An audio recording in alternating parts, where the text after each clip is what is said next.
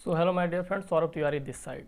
फिर से एक बार लॉकडाउन पूरे देश में लगने जा रहा है। ऐसी उम्मीद की जा रही है कि जिस तरह से कोविड के केसेस बढ़ रहे हैं तो उसकी वजह से सारी जगह पूरे देश में लॉकडाउन लगाना पड़ेगा, जिससे क्या होगा, मार्केट क्रैश हो सकता है। और हर व्यक्ति इसी अपॉर्चुनिटी का वेट कर रहा था कि कब मार्केट क्रैश होगा और जो हमारे पास कैश है हम उसे अच्छे शेयर को ख़रीदने में लगा दें। सो यहाँ पे आज कुछ ऐसे ही शेयर की बात करेंगे जो इस लॉकडाउन में आपको अभी से ख़रीद के रख लेने चाहिए। ये 5 शेयर जो मैं आपको बताने जा रहा हूँ यार, ये माइंड ब्लोइंग और बेस्ट शेयर हैं और अपने अपने सेक्टर के ये मोनोपोली शेयर हैं और इनसे अच्छा शेयर अपने सेक्टर में कोई और है ही नहीं।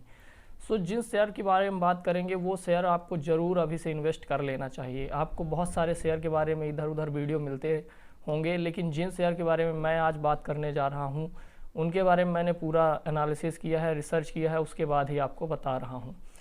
तो ध्यान से और पूरा लास्ट तक वीडियो देखिएगा, क्योंकि इन 5 शेयर के अलावा लास्ट में मैं 5 शेयर आपको बोनस शेयर बताऊंगा जो ऑलरेडी आपको इन्वेस्टिंग इनमें करनी चाहिए यदि आपके पास एक्स्ट्रा कैश बचता है।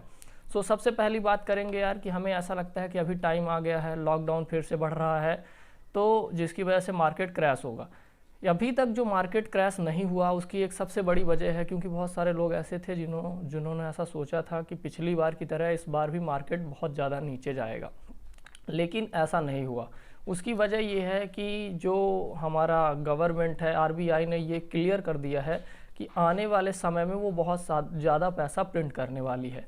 अब जब आरबीआई पैसा प्रिंट करेगी तो होगा क्या, लिक्विडिटी मार्केट में बढ़ जाएगी। लिक्विडिटी बढ़ने के कारण मार्केट को ऑलरेडी ऊपर रखा जा सकता है। इसी वजह से अभी आरबीआई पैसा प्रिंट करने वाली है फेड की तरह, तो मार्केट ऊपर रहेगा।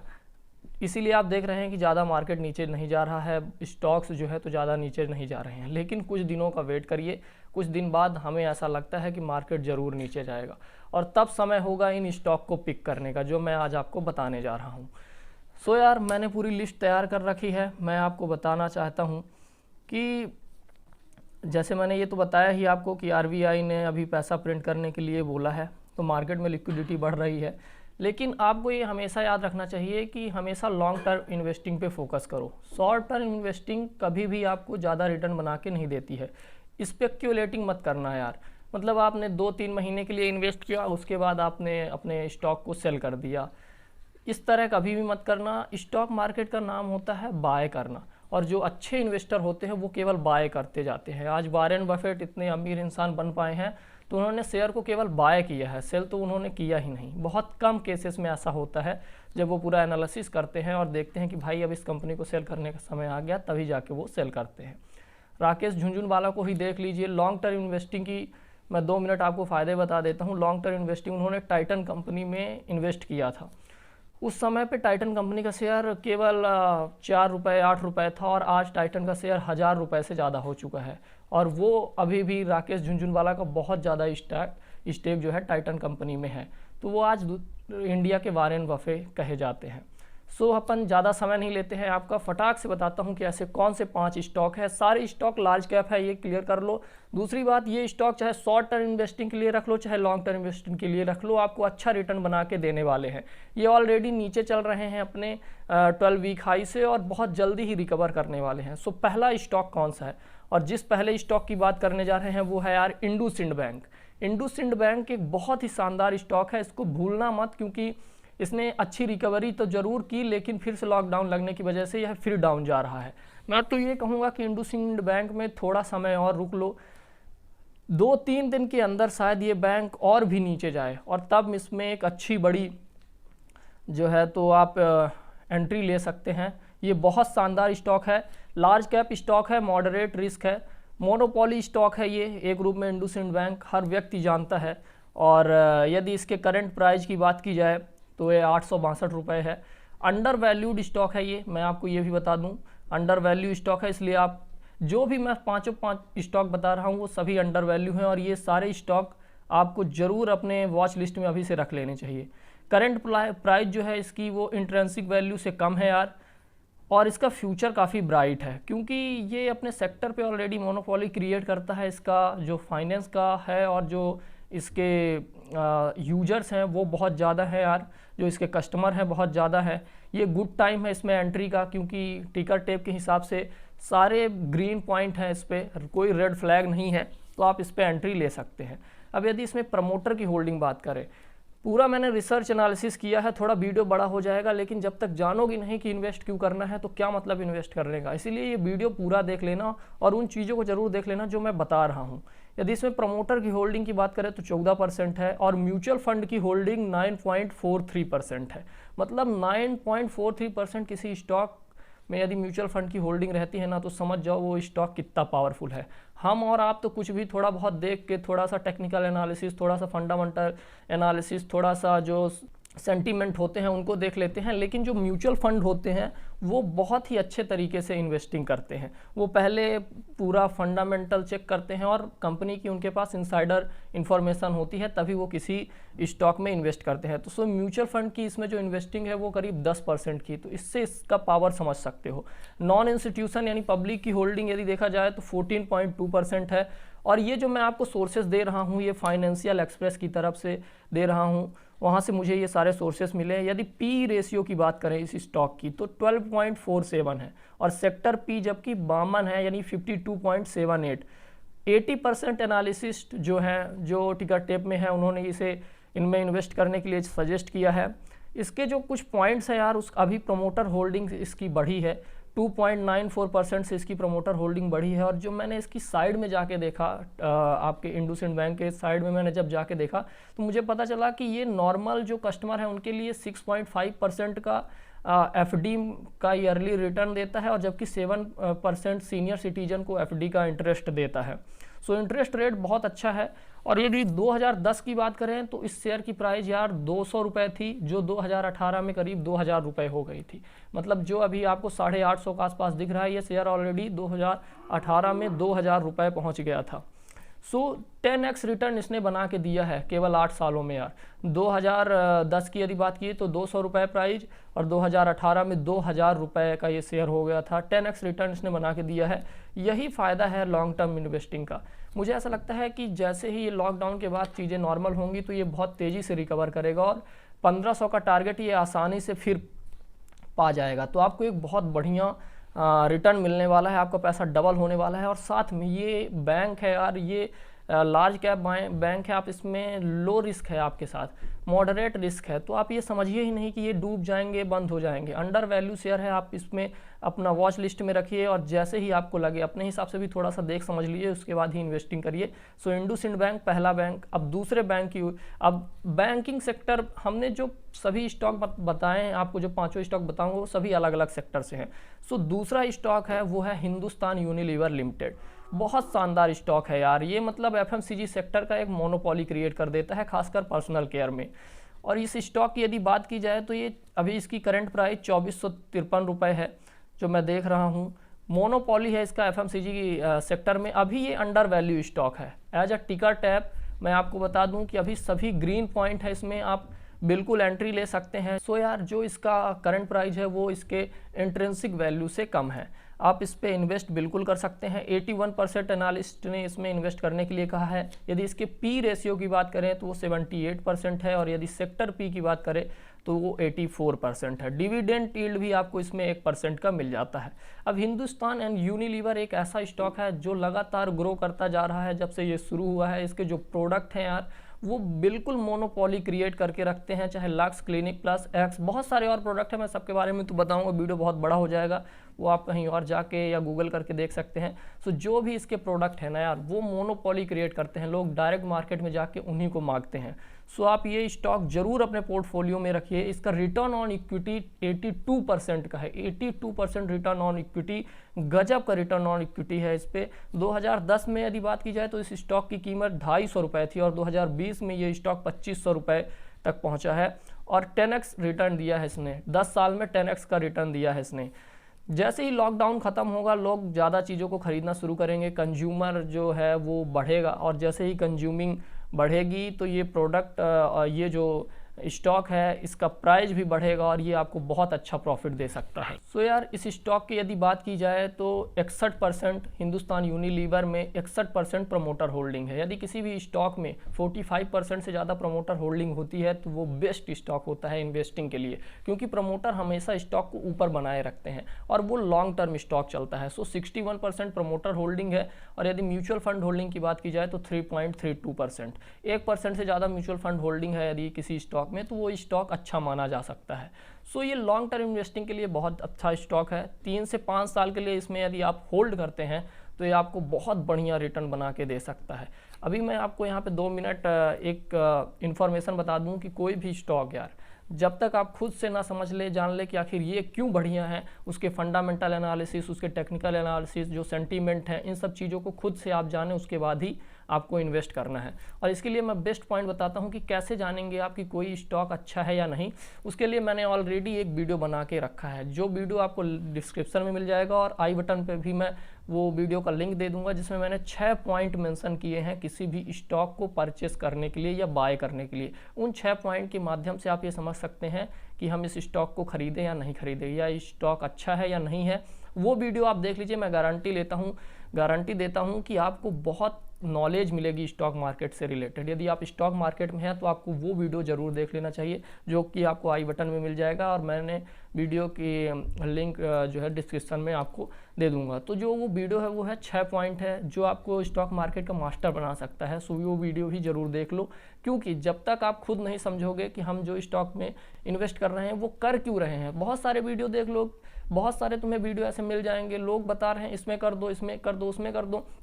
भाई यार पैसा तुम कमाते हो, बड़ी मेहनत से कमाते हो, आपके पास पैसा बड़ी मेहनत से आता है। अब उसको आप नॉर्मल तरीके से लूज कर दे तो ये बहुत गलत बात है। आप एक एग्रेसिव इन्वेस्टर हैं, रिस्क टेकिंग इन्वेस्टर हैं, या आप एक लो रिस्क टेकिंग इन्वेस्टर हैं, चाहे आप कुछ भी हैं, आपको अपना पैसा कभी लूज नहीं करना चाहिए।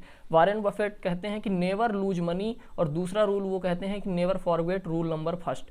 सो आपको पैसा कभी नहीं अपना डुबाना है, इसलिए आपको ऐसे स्टॉक चुनने चाहिए जो आपको शॉर्ट टर्म चाहे इन्वेस्ट करें चाहे लॉन्ग टर्म इन्वेस्ट करें, हमेशा आपको अच्छा रिटर्न बना के दें। सो 2 स्टॉक हमने बात कर ली, इंडसइंड बैंक और दूसरा हिंदुस्तान यूनिलीवर। तीसरे स्टॉक पे आते हैं और तीसरा स्टॉक है टेक महिंद्रा।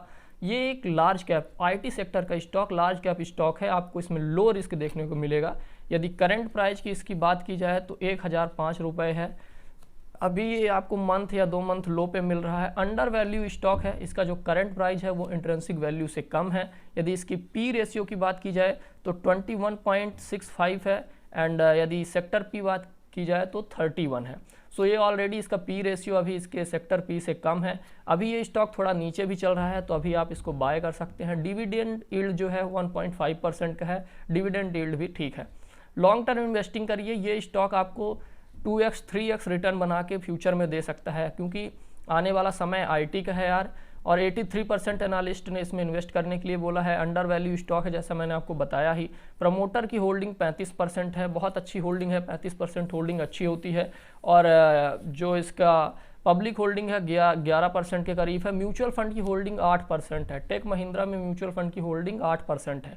5% से ज़्यादा म्यूचुअल फंड की होल्डिंग होती है तो वो स्टॉक काफ़ी अच्छा माना जाता है। और टेक महिंद्रा सच में बहुत शानदार स्टॉक है, क्योंकि जितनी भी कंप्यूटर सॉफ्टवेयर और आईटी से रिलेटेड ये बहुत अच्छी कंपनियों के साथ टाई अप करके रखा है, और ये बहुत तेज़ी से आगे बढ़ने वाला स्टॉक है। फ्यूचर स्टॉक है ये यार। इसका रिटर्न ऑन इक्विटी 18% का है, और ये जो अपने बाकी स्टॉक है ना उनमें मोनोपोली क्रिएट करता है। क्योंकि यदि HCL, इन्फोसिस और TCS आदि स्टॉक की बात की जाए तो फिलहाल जो उनका करंट प्राइस है वो उनके इंट्रिंसिक वैल्यू से ज़्यादा चल रहा है। केवल टेक महिंद्रा आपको आईटी सेक्टर में अभी ऐसा स्टॉक मिल रहा है तुरंत में, जिसका करंट प्राइस जो है उसके इंट्रिंसिक वैल्यू से कम पे मिल रहा है। सो आपको मैंने इसके बारे में लगभग सारी चीज़ें बता दी टेक महिंद्रा के बारे में, और इसके बारे में यदि आप जानना चाहते हैं तो आप खुद से जाके चेक कर सकते हैं। बढ़िया स्टॉक है आईटी सेक्टर का, तो नंबर 1 स्टॉक है यदि आपको आईटी सेक्टर में इन्वेस्ट करना है। सो हमने 3 स्टॉक के बारे में बता दिया। अब हर जगह मैं आपको बताता जाता हूं कि आपको कुछ चीज़ें खुद से जाननी चाहिए कि आखिर मैंने यही स्टॉक सजेस्ट क्यों किए। इतने सारे स्टॉक है और भी दूसरे कर सकता हूं। सो अभी फ़िलहाल के लिए ये सारे लार्ज कैप स्टॉक हैं, और लार्ज कैप स्टॉक आपको बैलेंस पोर्टफोलियो देते हैं। ना तो आपको बहुत ज़्यादा हाई रिस्क में रखते हैं और ना ही ज़्यादा आपको लो मतलब बिल्कुल लो रिटर्न देते हैं। ये आपको एक बैलेंस रिटर्न बना के देते हैं। और अब यदि इसमें आप इन्वेस्ट करते हैं, जैसे ये सभी मैं स्टॉक बता रहा हूँ, यदि ये गिरते हैं तो हर डिप में आप एवरेजिंग करते जाइए। ये नहीं कि आप बेच के निकल जाइए तो आपको घाटा होगा, एवरेज करते जाइए। आने वाले कुछ सालों में ये स्टॉक बहुत ज़्यादा आपको अच्छा रिटर्न देने वाला है, क्योंकि मैं बता रहा हूँ स्टॉक मार्केट का सबसे बड़ा रूल यही है कि आपको यहाँ समय देना पड़ता है। सो यार, वॉरेन बफेट की इन्वेस्टिंग क्या कहती है कि आप 9 वुमेन को एक महीने में प्रेग्नेंट करके एक महीने में बच्चा नहीं पा सकते हैं, उसके लिए 9 महीने का समय लगेगा। इसीलिए ये चीज़ें समय लेती हैं, कोई भी स्टॉक आगे बढ़ने में समय लेता है। और स्टॉक मार्केट का रूल है, आपको यहाँ पे जो है तो समय देना पड़ता है, टाइम देना पड़ता है, और टाइम दे के ही आप अच्छा रिटर्न बना सकते हैं। एक वीडियो मैं आपको और सजेस्ट करूँगा, जो है 6 मूवीज़ को लेके, जो मैंने एक ऑलरेडी वीडियो बना रखा है कि ऐसी कौन सी 6 मूवीज़ हैं जो आपको ज़रूर देखनी चाहिए यदि आप स्टॉक मार्केट में अच्छा पैसा कमाना चाहते हैं। मूवीज़ के थ्रू आप बहुत सारी चीज़ों को आसानी से जान जाते हैं, और उन चीज़ों को भी आसानी से जानते हैं जो बड़े लेवल पे गेम होता है। नॉर्मल तरीके से तो आप छोटी छोटी चीज़ें जानेंगे, लेकिन जब आप प्रैक्टिकल देखते हैं, किसी की हिस्ट्री देखते हैं, कोई कैसे जीरो से लेके आगे बढ़ा, जब आप ये सारी चीज़ें देखते हैं तो आपको पूरा डिटेल में समझ में आ जाता है कि आखिर क्या चीज़ें हैं और कैसे काम करती हैं, कहाँ तक मार्केट काम कर सकता है और कहाँ से पैसे आ सकते हैं, और बहुत बड़ा आप कैसे एम्पायर बना सकते हैं। इन सारी चीज़ों के लिए वो वीडियो आपको लिंक डिस्क्रिप्शन में मिल जाएगा, आई बटन में भी मैं वो दे दूंगा। 6 मूवीज जो आपको स्टॉक मार्केट में यदि आप हैं तो आपको ज़रूर देखना चाहिए। ये वीडियो मैंने बनाया है, आप इसको भी जाके ज़रूर चेक करें। एंड यदि आप चाहते हैं कि भाई पुराने भी कुछ स्टॉक जो मैंने बताए हैं, तो मैं एक वीडियो बनाया हूँ 5 स्टॉक को लेकर पिछले टाइम में भी, आप उसको भी जाके देख सकते हैं। लिंक डिस्क्रिप्शन में दे दूँगा, आई बटन में भी लिंक दे दूँगा। वो 5 स्टॉक भी काफ़ी अच्छे थे।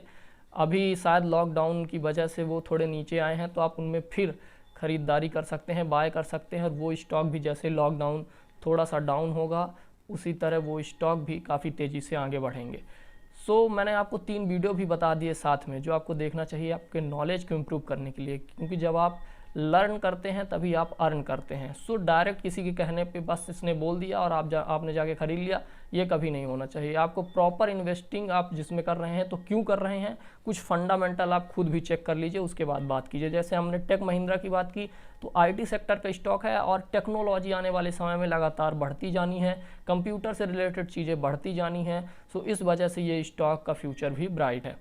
अब अपन टेक महिंद्रा के बाद आते हैं चौथे स्टॉक पे, और चौथा स्टॉक है यार गोल्ड सेक्टर से, और यह है, इसका नाम है Muthoot finance corporation limited. Muthoot finance limited, ये जो स्टॉक है यार बहुत शानदार स्टॉक है। ये भी एक लार्ज कैप स्टॉक है और मॉडरेट रिस्क है, इसमें थोड़ा रिस्क ज़रूर है, लेकिन करंट प्राइस इसकी यदि बात की जाए तो वो 1168 रुपये है, मतलब 1168। काफ़ी अच्छे प्राइस पे अभी आपको ये मिल रहा है। अभी कुछ समय पहले ये स्टॉक काफ़ी आगे पहुंच गया था, 1300-1400 के लेवल पे पहुंच चुका था, लेकिन फ़िलहाल ये आपको काफ़ी अच्छे प्राइस पे मिल रहा है।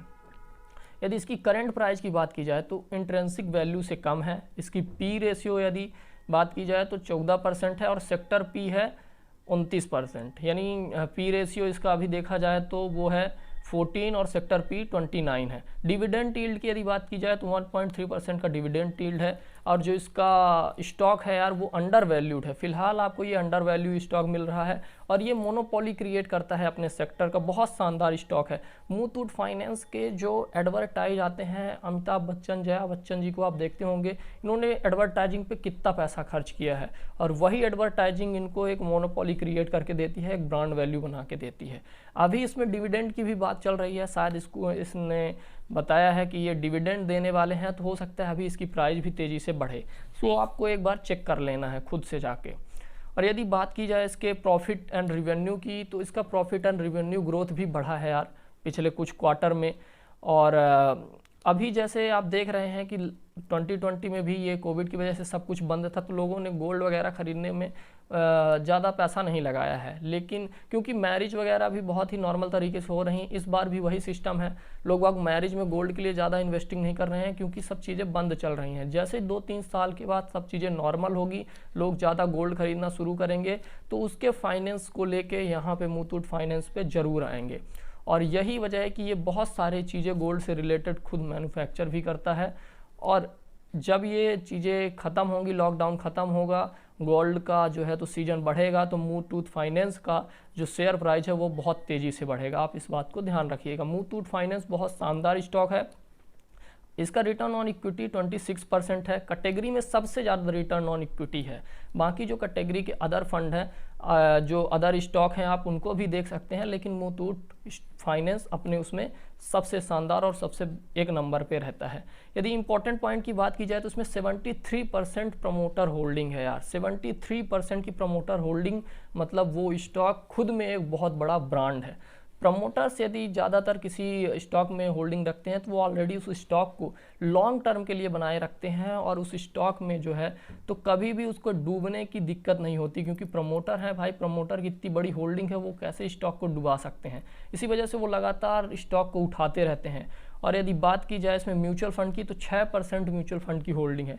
यही बताता है कि यार ये कितना शानदार स्टॉक है और ये शायद छुपे रुस्तम की तरह है। अभी ज़्यादातर लोग इसके बारे में बात नहीं कर रहे हैं, लेकिन जैसे ये बढ़ेगा तैसे सब इसके बारे में आके बात करने लगेंगे। इसीलिए अभी से यदि आप इसमें इन्वेस्ट करते हैं तो ये आपको बहुत अच्छा फ़ायदा बना के दे सकता है। यदि नॉन इंस्टीट्यूशन यानी पब्लिक शेयर होल्डिंग की बात करें तो 4.5% है। इसका अल्टरनेटिव भी मन्नापुरम फाइनेंस, मैंने ऑलरेडी जो आपको बताया कि एक वीडियो बनाया हूँ 5 बहुत अच्छे स्टॉक के बारे में पिछले कुछ टाइम को लेके, वो वीडियो भी लिंक डिस्क्रिप्शन में दे दूंगा, आई बटन में भी दे दूंगा। उसमें भी मैंने 5 स्टॉक बताए हैं, उनको भी जाके चेक कर लो। सो मन्नापुरम फाइनेंस करके एक और स्टॉक है जो कि बहुत अच्छा स्टॉक है, आप उसको भी देख सकते हैं। हमने 4 स्टॉक की बात कर ली। यदि आप म्यूचुअल फंड में भी इन्वेस्ट करना चाहते हैं, 5वें स्टॉक के बारे में भी बताता हूं, लेकिन बता रहा हूं अभी आपकी जानकारी के लिए। यदि आप म्यूचुअल फंड में इन्वेस्टिंग करना चाहते हैं और सोच रहे हैं कि ऐसे कौन से म्यूचुअल फंड हैं जो best high return mutual fund long term के लिए हो सकते हैं, जिनको हम अभी से बाय कर सकते हैं, सो वो 5 म्यूचुअल फंड के लिए मैंने एक वीडियो ऑलरेडी बना के रखा है। उस वीडियो में मुझे आप लोगों का बहुत अच्छा सपोर्ट मिला यार, आप लोगों का बहुत सहयोग मिला, बहुत लाइक्स मिले और बहुत सारे लोगों ने जिन्होंने कमेंट किया, तो मैंने सबके कमेंट का रिप्लाई किया। मैं आप सभी के कमेंट पढ़ता हूं और उनका रिप्लाई भी करता हूं। सो इस वीडियो में भी आप अपने हिसाब से जो कुछ और स्टॉक्स सजेस्ट किए जाने चाहिए, मैंने केवल नॉर्मल अभी बताया यार। मैं 20 स्टॉक बता दूं, 20 बहुत अच्छे स्टॉक हैं, लेकिन क्या सब में आप इन्वेस्ट कर सकते हैं? नहीं कर सकते। इसीलिए कुछ खास स्टॉक मैंने अभी आपको चुन के बता दिया। मैंने फार्मा सेक्टर से आपको कोई भी स्टॉक नहीं बताए, और बहुत अच्छे स्टॉक हैं जिनके बारे में मैंने आपको नहीं बताया। तो मल्टीबैगर, पेनी स्टॉक, बहुत सारी चीज़ें आप देखते रहते हैं, लेकिन मैंने आपको बताया कि आप पहले बैलेंसिंग रखिए अपने पोर्टफोलियो में। आप उन स्टॉक में ही इन्वेस्ट करिए जिनमें आप 5 से 10 साल इन्वेस्ट कर सकते हैं। आप उन स्टॉक में ही इन्वेस्ट करिए। मैं क्या बोला हूँ अभी, इसको ध्यान से सुनिएगा यार, हमेशा अपने दिमाग में ये बात जरूर रखिएगा, ये आपको पॉइंट ही एक मिल रहा। उन्हीं स्टॉक में इन्वेस्ट करिए जिनमें आप 5 से 10 साल इन्वेस्ट कर सकते हैं। ऐसा भला ही आपको 1 साल बाद या 6 महीने बाद छोड़ देना, लेकिन जिसमें आप इतनी इन्वेस्टिंग कर सकते हैं, मतलब उनका फंडामेंटल इस तरीके से मजबूत होना चाहिए। ऐसे नहीं कि यस बैंक की तरह आप डूब जाएं। सो यही बात होती है कि हम लार्ज कैप में और जिसका स्ट्रॉन्ग फंडामेंटल है उसको देख के चलते हैं। सो म्यूचुअल फंड का जो वीडियो है मैं वो लिंक डिस्क्रिप्शन में दे दूंगा, आई बटन में भी आपको वो वीडियो मिल जाएगा। यदि आप बेस्ट म्यूचुअल फंड देखना चाहते हैं, इन्वेस्ट करना चाहते हो, तो वो वीडियो आप जरूर देख लें। तो अब 5वें स्टॉक की बात करते हैं, वो है यार रिलायंस इंडस्ट्री का स्टॉक। और रिलायंस इंडस्ट्री की यदि स्टॉक की बात की जाए तो एवरग्रीन स्टॉक है। मैंने रिलायंस इंडस्ट्री क्यों की, इसके बारे में लोग बात नहीं करते हैं, और जबकि ज़्यादातर लोग इस कंपनी में इन्वेस्ट करके रखते हैं। रिलायंस इंडस्ट्री आपको लॉन्ग टर्म एक ऐसा प्लेयर है यार कि लॉन्ग टर्म में आपको बहुत शानदार रिटर्न बना के दे सकता है। आप जितना चाहें उतना रिटर्न इससे पा सकते हैं। लोग इसकी प्राइस देख के बोलते हैं ये थोड़ा महंगा चल रहा है, अरे ये जो स्टॉक है ये तो 1900 के आसपास है। जब 40,000 रुपये का स्टॉक था हमारा, तो लोग बोलते थे अरे ये इतना महंगा स्टॉक है यार, आज वो 80,000 रुपये है। सो आपको वैल्यू देखनी है यार, वैल्यू। बहुत सारे लोग क्या है ना, वो प्राइस तो ज़्यादातर चीज़ों की जानते हैं, लेकिन वैल्यू बहुत कम चीज़ों की जानते हैं। यहीं पे आपको वैल्यू देखनी है। रिलायंस इंडस्ट्री की यदि करंट प्राइस की बात की जाए तो वो 1932 रुपये है, यदि आज तक की बात की जाए। और ये एक लार्ज कैप स्टॉक है, इसमें लो रिस्क है, आप ये देख सकते हैं, लो रिस्क स्टॉक है। इसका पी रेशियो 30 का है यार, 30 का पी रेशियो है, जबकि सेक्टर पी 71 का है। डिविडेंड यील्ड की यदि बात की जाए तो 0.33% है। डिविडेंड यील्ड तो बहुत अच्छा नहीं है, लेकिन ये कंपनी बहुत अच्छी है। यदि आप स्टॉक मार्केट में हैं तो रिलायंस इंडस्ट्री के शेयर आपके पोर्टफोलियो में ज़रूर होने चाहिए। You must have Reliance industry share in your portfolio. So यदि रिटर्न ऑन इक्विटी की बात करें तो वो 8% है। आप फिर बोलेंगे यार रिटर्न ऑन इक्विटी भी बहुत कम है, तो इस पर आप जाइए ही नहीं। वैल्यू देखिए इस कंपनी की, ये कंपनी निफ्टी 50 की सबसे बड़ी कंपनी है। यदि देखा जाए तो इंडिया की भी सबसे बड़ी कंपनी है। हर एक इन्वेस्टर इसमें इन्वेस्ट करके रखता है, और लॉन्ग टर्म यदि इन्वेस्ट करना चाहते हैं तो इस कंपनी में तो ज़रूर इन्वेस्ट करना यार।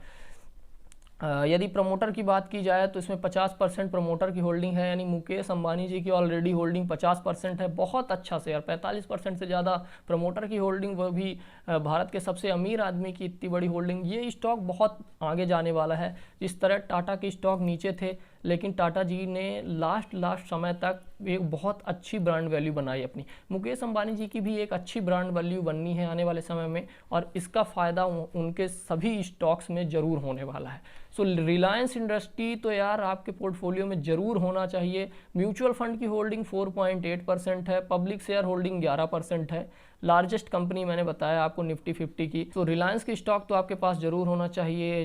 Telecom, refineries, oil, gas, textile, fashion, न जाने कितनी चीज़ों पे ये कंपनी कार्य कर रही है। ये कंपनी बहुत सारे ऐसे फील्ड हैं जिनमें काम करती है और आपको उसके बारे में पता तक नहीं है। और अभी मुकेश अंबानी जी ने कहा भी था कि वो इलेक्ट्रिकल व्हीकल के लिए भी बैटरीज बनाएंगे और कुछ पार्ट भी बनाने का प्रयास करेंगे। सो ये एक भी बड़ी खबर है। यदि ऐसा कुछ रिलायंस इंडस्ट्री करती है तो इसको बहुत बड़ा फ़ायदा आने वाले समय में हो सकता है यार। सो पांचों स्टॉक जो मैंने आपको बताया वो बहुत शानदार स्टॉक हैं और वो मोनोपोली क्रिएट करते हैं यार मार्केट में। मैं आपको ऐसे ही थोड़े बहुत मल्टी वगैरह छोटे मोटे पेनी स्टॉक बता के फ्री हो सकता था, लेकिन मैंने ऐसे स्टॉक बताए हैं जिनमें आप 5 से 10 साल ब्लाइंडली इन्वेस्ट कर सकते हैं। आपको ज़्यादा सोचने की ज़रूरत नहीं है। अब आपको ज़्यादा समय नहीं लूँगा, बताया था कि 5 बोनस स्टॉक भी बताऊँगा। सो 5 बोनस स्टॉक की यदि बात की जाए तो यार HDFC लाइफ बहुत शानदार स्टॉक है। मैं जल्दी बता देता हूँ, यदि मैं इनके बारे में भी बताता तो बहुत बड़ा वीडियो हो जाता। यदि आप चाहते हैं कि अलग से रिव्यू चाहिए तो मैं इनके बारे में रिव्यू आपको दे सकता हूँ, कमेंट करके बताइए। HDFC life, SBI cards and payments, Kotak Mahindra bank और IDFC फर्स्ट बैंक देखा जाए तो बहुत शानदार पोर्टफोलियो रखा है इस समय पे। एंड LT फूड्स यार, ये एक मल्टी बैगर स्टॉक बन सकता है।